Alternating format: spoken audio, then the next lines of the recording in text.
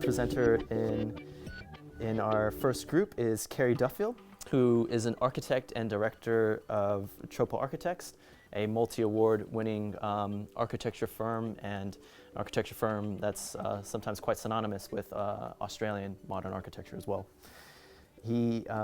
Cary also serves as an advocate of climate responsive design, as he is an active contributor to the Australian Architects Declare movement. So I'd like to also welcome Cary up to the stage. Thanks for the opportunity, everyone. My connection with nature today included 40 minutes riding in the rain to get here, so I'm rather damp, but anyway, that's the way it goes. So, anyone not know something about Troppo? I'll run through it quickly. So, first one, Ken? All right. So, we're a small national firm. We've got about 20 odd people around various places, but we work a lot in the regional areas. This picture here is from is an aerial photo of the bark of the Darling River, which flows through Wilcannia, which is about here somewhere. I can't remember exactly where it is, and we've been working out there anyway. So through our regional work, we're quite often immersed in nature and working in those different climates.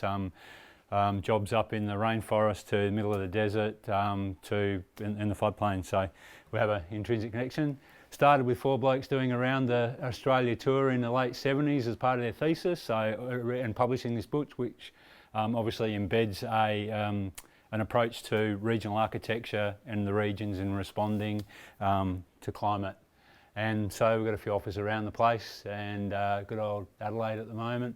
So philosophically, buildings, it's an enclosure, it's a box. So what do? We start to adorn the box. We put things on it, we make it more. Then we compartmentalise those boxes, or we add boxes on boxes. Suddenly we lose the envelope that connects us to the outside. So, both those drawings can be a space, but one's a lot more enjoyable than the other. So when you draw another line, we call it the 10th line. Suddenly that 9-sided box becomes something open and becomes a framework for what shelter might be. So then you get to be able to create spaces like this, which have flow-throughs and connections to the outside. And then we work on a shelter line. On the left's a shelter. It's a bit like a hat in in the heat. You got a hat on, breeze flows under you. It's a lot cooler. Then it obviously moves from a tent and moves along and along, obviously. So, and then there's that line between what's inside and what's outside. And then we like to look at it, can you do that? Can you, blur the edges and open out and connect to nature and have all the benefits that come with that? You can flick a switch, but can you do these other things as well? Cross ventilation, louvers, fans, more other things. So, and then obviously, the typical approach in building, the more you build, the more you use, the less you build, the less you use, hopefully. So, studies on tropical work, tungsten pith helmets, and then a philosophy that talks about connecting to nature and climatic design. And how you achieve that, obviously, is ventilating. You connect to the outside, reducing heat, sheltering openings. A lot of these apply to many regions, but were founded in the tropics. And then obviously all those things help us work towards some sort of carbon neutrality where we can, by having less is more. 3 spheres of sustainability, which you're all probably familiar with: social, environmental and economic. And then we like to put a ring around it and talk about the spiritual approach. And that leads us back to thinking what is shelter and the Indigenous population of Australia and how you can adapt and how you can survive. But we all know we've got different standards now.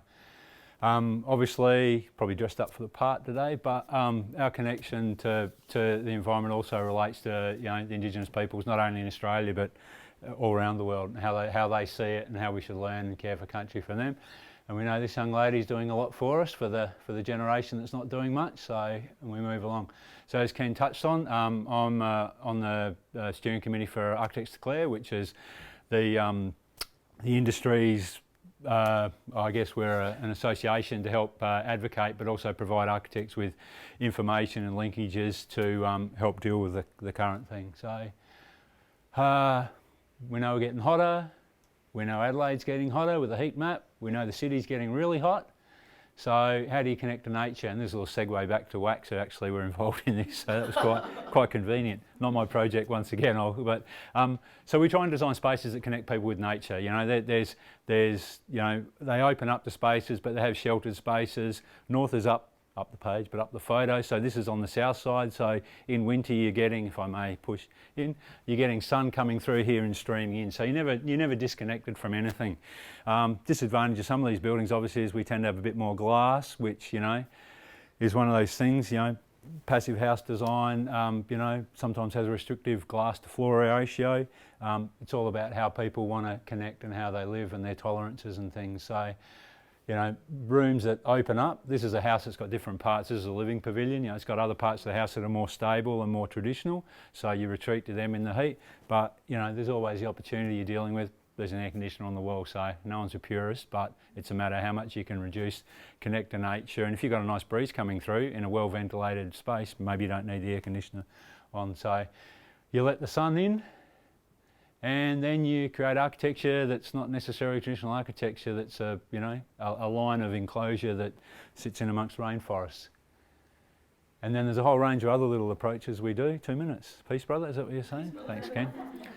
Little buildings we do that we lob in locations that are prefabricated and have very small footprints. So that whole consumption of energy, carbon footprint, connection to nature allows you to put little buildings in spaces. And we do a fair bit of tourism work, and sometimes in sensitive locations, and gets us on hate pages with environment ministers and a few other people. But we like to, I guess, look on the better side and hope we're doing a better job than might get done otherwise. But that's always a contentious view. So when we build, you know, substantial houses, it's how we green them up and connect with them. And this is, you can see the green roof on the running between this building and the building at the front, and the sliding doors that open to walk through courtyards.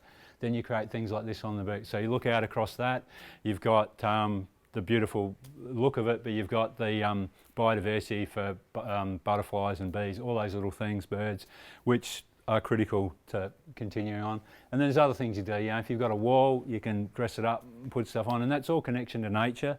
This little plant on the front is fantastic. It's got a passion fruit on the other side, and it's got about, you know, 3 or 4 paper wasp nests in it, which are a little bit nasty to navigate, but produces beautiful fruit. So, and then inside we bring stuff in as well. So natural materials, timbers, and plants like that.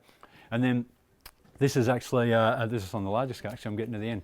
This is on a big scale, some of Woha's work at the Park Royal in Singapore, and this is an entry, you know, and that screams, you know, being outside here, because it's got the plants, it's got the timber, and then, you know, that's it from outside if anyone hasn't seen it, and, you know, and that's in a city that's an urban city, so lots of opportunities to do things, just need the application and, you know, the connection to it. And yeah, how am I going? Any more seconds?